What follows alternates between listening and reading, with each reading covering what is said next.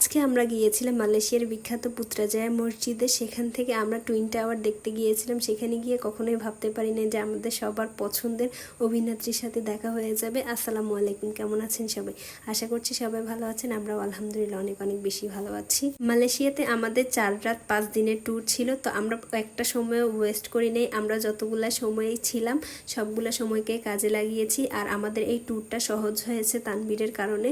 কারণ তানবীর ট্যুরে যাওয়ার আগে আমাদের একটা ট্যুর প্ল্যান করে নিয়েছিল যে আমরা কোন দিন কোথায় যাব, কোন লোকেশনে যাব, যার কারণে আমরা সেম ডেটে ওটা ফলো করেছি। আমাদের তেমন কোনো টাইম ওয়েস্ট হয়নি। মালয়েশিয়াতে আমার অনেক কাজিন থাকে, তো আজকে আমার খালাতো ভাই এসেছে আমাদের সাথে দেখা করতে এবং ভাইয়া আমাদেরকে ঘুরে ঘুরে দেখাবে কোন জায়গায় কি আছে। তো আমরা মালয়েশিয়ার ট্রেন এক্সপ্লোর করার জন্য আজকে আমরা ট্রেনে করে পুত্রজায়া মসজিদে যাব।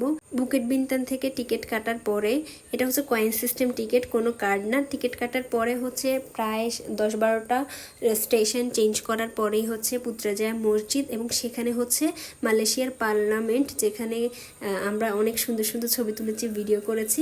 স্টেশনে 2 মিনিট অপেক্ষা করার পরে আমাদের ট্রেনটা চলে এসেছে এবং ওদের এই মেট্রো ট্রেনটা এক্সপ্লোর করতে আমার কাছে অনেক অনেক বেশি ভালো লেগেছে। আর বিদেশের সিস্টেমটা বলতেছি যে বাচ্চা, প্রেগনেন্ট মহিলা এবং বৃদ্ধ ওদেরকে সবাই অনেক বেশি প্রায়োরিটি দেয়। ট্রেনের সবগুলা সিটি হচ্ছে বুক করা ছিল। যেই দেখলো নীলপদ্মার আমি এসেছি, তো সাথে সাথে একজন দাঁড়িয়ে আমাদেরকে সিটটা খালি করে দিয়েছে।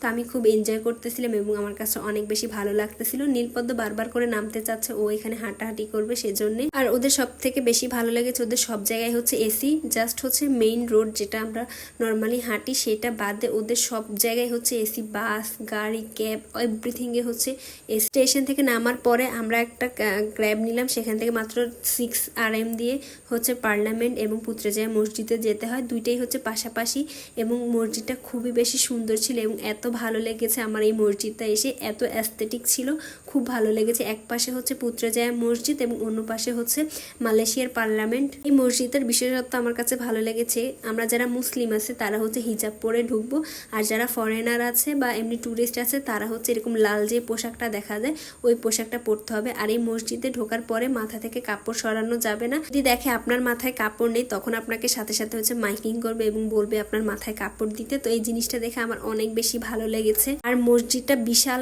বড় ছিল এবং ঘুরতে অনেক বেশি ভালো লেগেছে এবং এত অ্যাস্থেটিক। আমি অনেক ছবি তুলেছি, অনেক অনেক ভিডিও করেছি। এরপর ঘোরাঘুরি শেষ করার পরে আমরা একটু জুস খেতে যাব। তার আগে চারপাশের দৃশ্যটা দেখাচ্ছে। এখানে একটা নদী টাইপের আছে, এখানে হচ্ছে শিপগুলোও চলে এবং এখানে খুব সুন্দর একটা ব্রিজ আছে, যে ব্রিজটার মধ্যে হচ্ছে পরাণ যায় জলিয়ারে নাটকটা শুটিং করা হয়েছে। তো এদের নিচে আবার পার্ক সিস্টেম আছে, বাচ্চাদেরকে নিয়ে হাঁটা যায়, এমনি হাঁটা যায়। পার্কের পাশেই হচ্ছে অনেক ধরনের রেস্টুরেন্ট আছে। তো আমরা এখানের একটা রেস্টুরেন্টে ঢুকি এবং ভাইয়া তানবীর ওদের পছন্দ অনুযায়ী হচ্ছে ড্রিঙ্কস অর্ডার করতেছে। আর আমরা এখানে এসে বেশি কিছু খেতে পারি নাই, যার কারণে আমরা হচ্ছে শুধু জুস, ড্রিঙ্কস, তারপর ফ্রেঞ্চ ফ্রাই এগুলোর উপরেই ছিলাম। তো আমরা একটা কফি জুস নিয়েছি এবং সে সাথে হচ্ছে তরমুজের জুসটা নিয়েছি। এই জুসটা এত ফ্রেশ ছিল এবং এত রিফ্রেশিং ছিল, অনেক বেশি ভালো লেগেছে আমাদের এই জুসটা।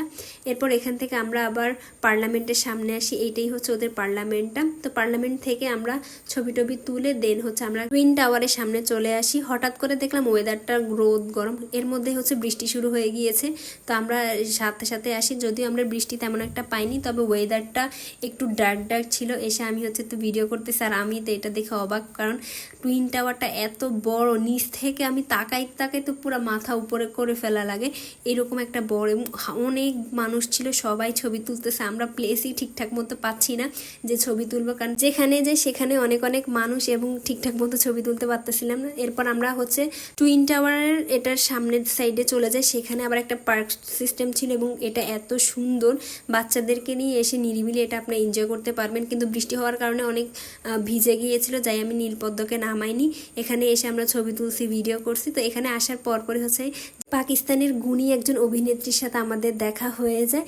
উনি হচ্ছে মিনসে মোহাম্মদ ড্রামার সাবিকার ক্যারেক্টারটা করেছে এবং ওনাকে দেখে আমি এত বেশি হ্যাপি হয়েছে এবং ওনার সাথে ছবি তুললাম, ভিডিও করলাম।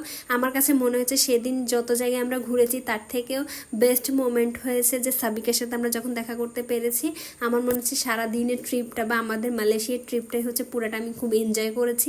আমার কাছে অনেক বেশি ভালো লাগছে এবং আমি এত এক্সাইটেড ছিলাম। আমি সেদিন ওনার গল্প করতে করতেই শেষ। টুইন টাওয়ার থেকে আমরা সোজাসুজি যে হচ্ছে জালান আলম স্ট্রিট ফুড মার্কেটে চলে আসি। এখান থেকে আমি হচ্ছে এই ওয়েস্টারগুলো ট্রাই করি। এটা এত ফালতু ছিল, আসলে আমারই ভুল ছিল, আমি এটা ভুল চয়েস করেছিলাম। এটা আমি খেতে পারতাম না, পুরোপুরি রান্না হয়নি, তার মধ্যে কোনো মশলা ছিল না, এমনি হচ্ছে সেদ্ধ টাইপের, যার কারণে এটা আমার ভুল ডিসিশন ছিল। তার থেকেও সাইডে যে বারবিকিউটা হচ্ছে সেটা খেয়েছিলাম, সেটা অনেক অনেক বেশি মজা হয়েছে।